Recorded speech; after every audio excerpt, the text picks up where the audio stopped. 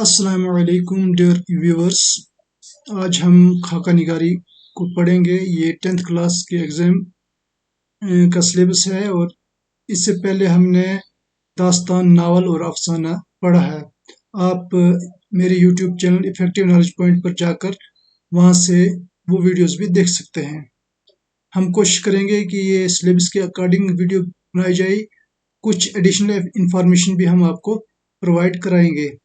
तो चलिए हम अपना सबक आज का शुरू करते हैं। जैसे खाका निगारी है।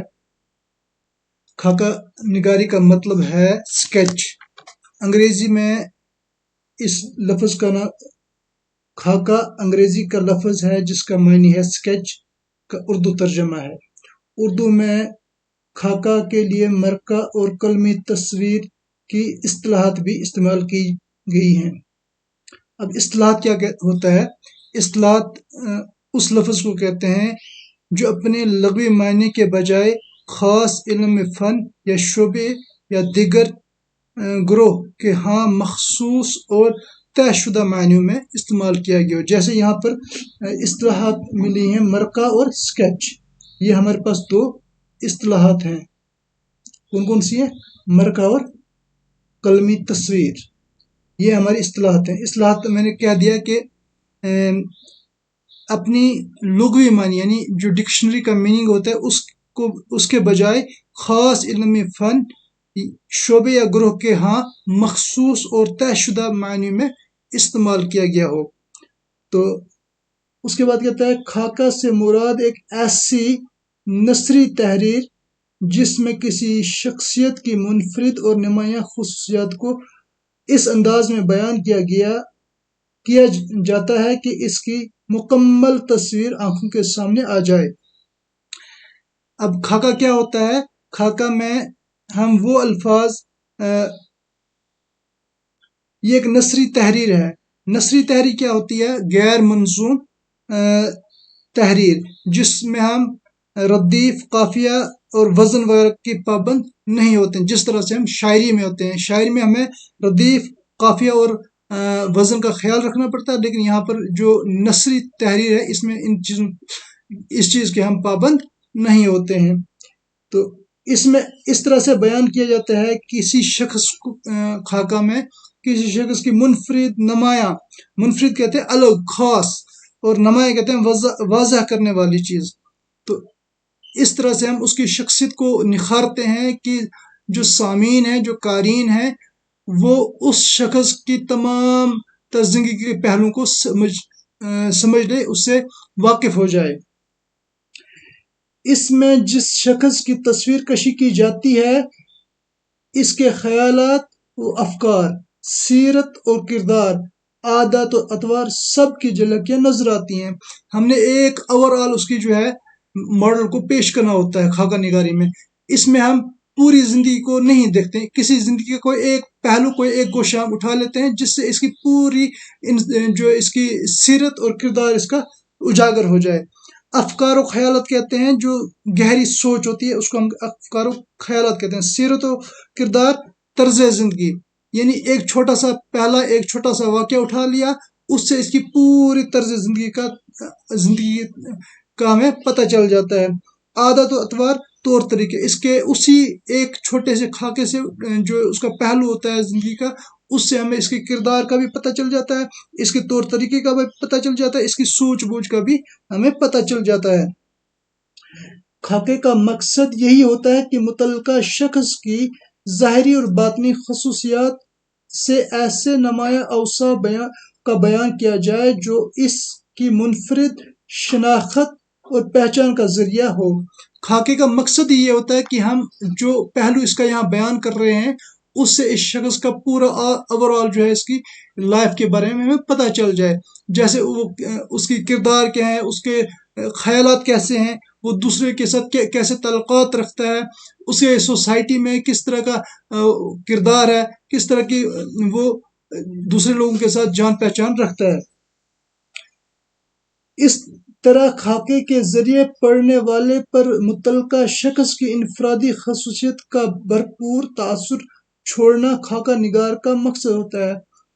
ये तासुर जितना भरपूर होगा اور مکمل ہوگا، خاکہ اتنا ہی کامیاب ہوگا۔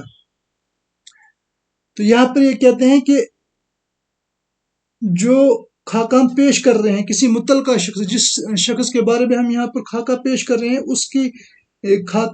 اس کی جو زندگی کے پورے طور طریقے ہم جب اس خاکے میں پیش کریں گے، اور جو یہ تاثرات جتنے پختہ ہوں گے، خاکہ اتنا ہی کامیاب ہوگا۔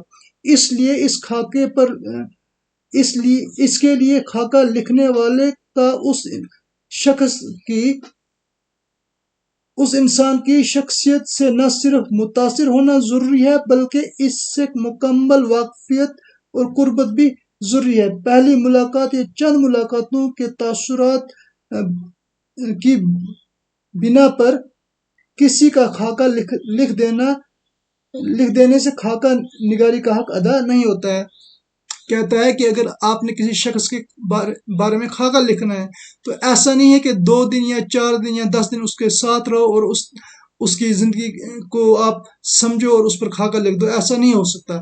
جب تک اس کے ساتھ آپ کے اچھے تعلقات نہیں ہوں گے، اس سے مکمل واقفیت نہیں ہوگی، اس کی زندگی کے ہر گوشے سے آپ واقف جب تک نہیں ہوں گے، تب تک آپ اس شخص کے متعلقہ شخص کے اوپر خاکہ نہیں لکھ سکتے ہیں۔ خاکہ نگاری سوانح حیات سے مختلف ہے۔ اس میں سوانح حیات کی طرح واقعات ترتیب وار نہیں لکھے جاتے۔ حالات اور واقعات کا بیان کرنا ضروری بھی نہیں۔ خاکہ نگاری میں حالات اور واقعات شخصیت کی تصویر کشی کے لیے پس منظر فراہم کرتے ہیں۔ کہتا ہے کہ جو خاکہ نگاری، دوسرا ہے سوانح نگاری۔ سوانح نگاری ہم کہتے ہیں سوانح حیات، بایوگرافی، کسی بھی حقیقی شخص کی زندگی کے حالات و واقعات کو بیان کرنا۔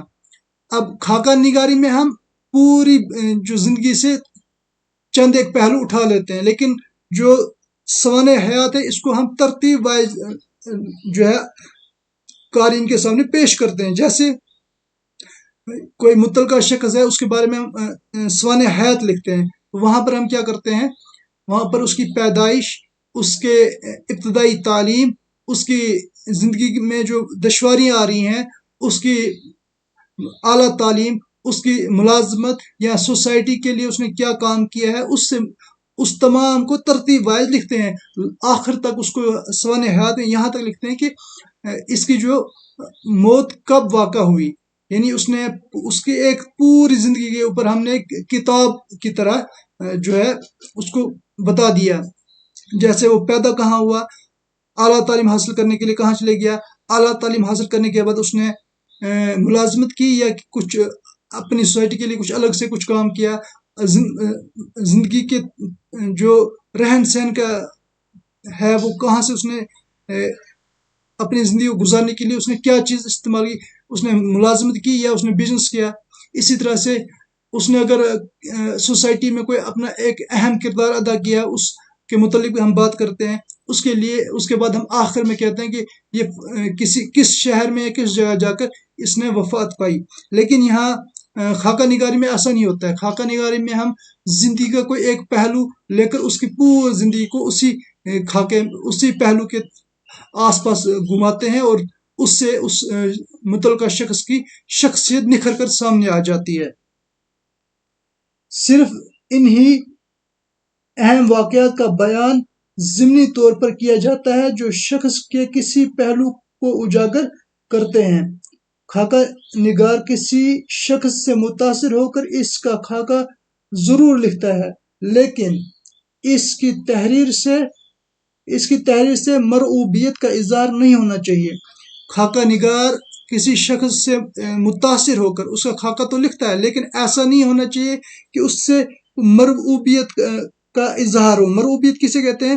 کسی شے یا شخص کے دبدبے یا خوف یا تاثر کے تحت دب جانا یا ڈر جانا، یا متاثر ہونے کی کیفیت، یعنی اس سے ڈر کر کسی شخص سے، جیسے ہم کسی بادشاہ کا خاکہ لکھ رہے ہیں یا کسی عہدیدار کا خاکہ لکھ رہے ہیں یا کسی ایسے شخص کا خاکہ لکھ رہے ہیں جس سے ہم ڈر جائیں، تو ڈر کی بنا پر ہم اس کی برائیوں کو چھپا دیں گے، اس کی اچھائی صرف لکھیں گے، تو اس طرح کا خاکہ نہیں ہوتا ہے۔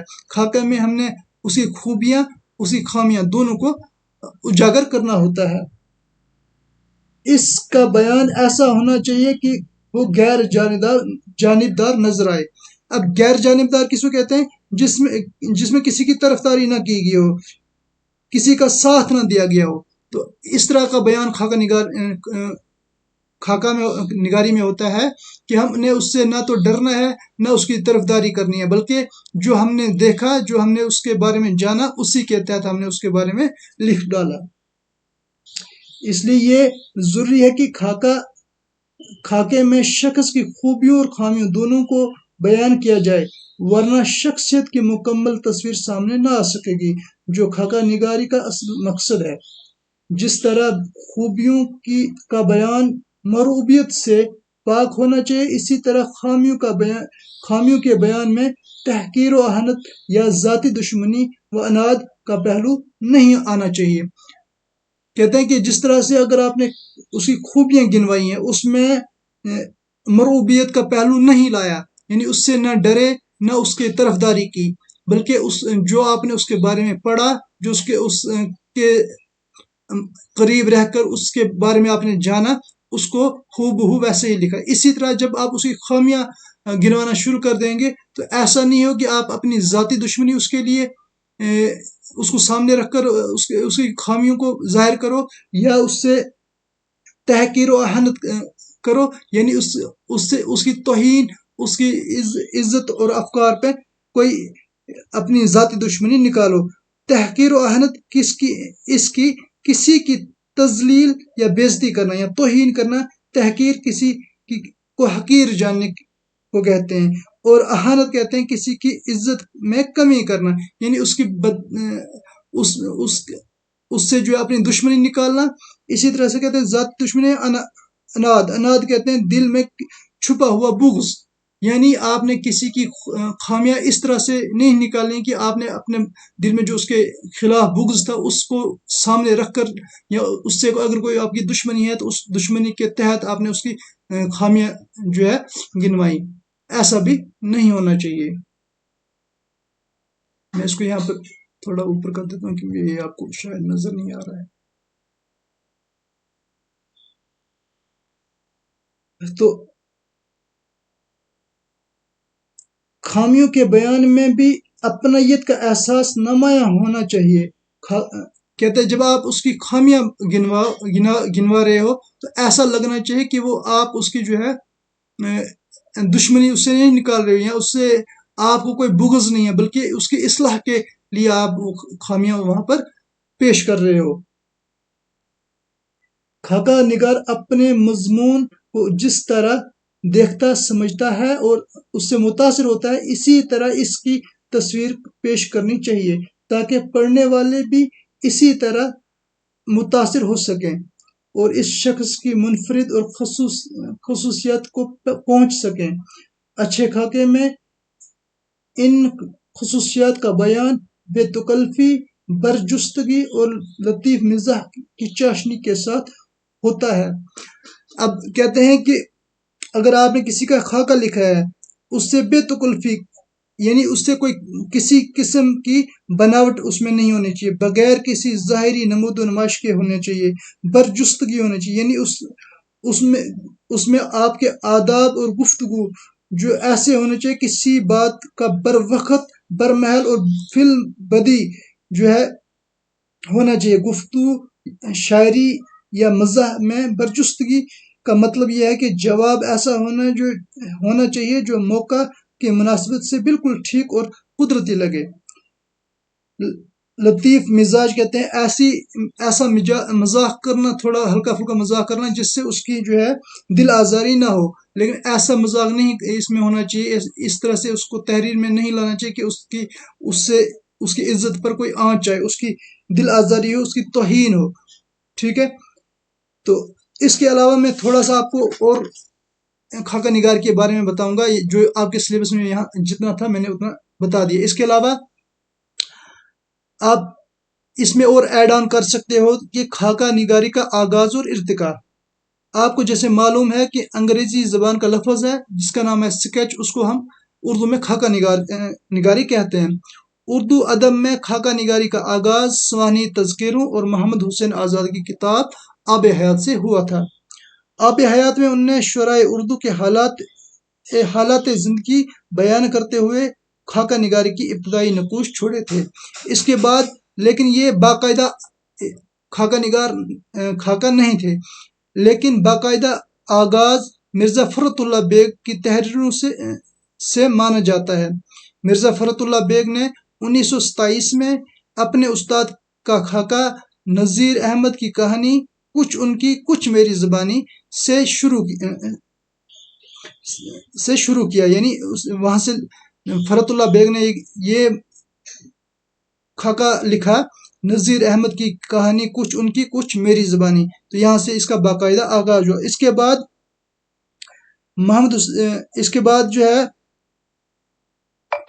نذیر احمد، اس خاکہ نگاری میں فرت اللہ بیگ نے نذیر احمد کی سیرت اور عادات اور خصائل کو اس مہارت سے پیش کیا کہ ان کی جیتی جاگتی تصویر آنکھوں کے سامنے بھر جاتی ہے، جو خاکے کا اصل مقصد ہے کہ اگر آپ نے کسی کا خاکہ لکھا ہے، اس کی آپ ایسے اس کو پیش کرو کہ وہ ہمیں لگے یہ جیتی جاگتی تصویر، یعنی وہ شخص ہمارے سامنے ہی بیٹھا ہے۔